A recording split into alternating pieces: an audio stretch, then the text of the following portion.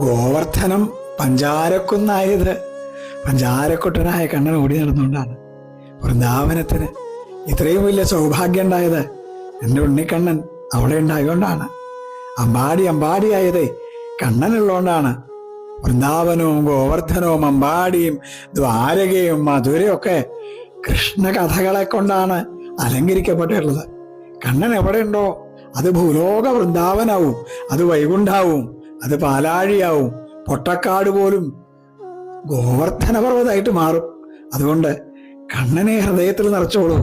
കണ്ണൻ ഹൃദയത്തിൽ നിറഞ്ഞാൽ പിന്നെ അമ്പാടിയും പാലാഴിയും ഗോവർദ്ധനവും വൃന്ദാവനവും തേടി എവിടെയും പോകണ്ട.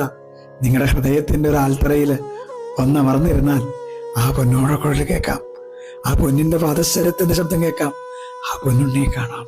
കൃഷ്ണ ഗുരുവായൂരപ്പ.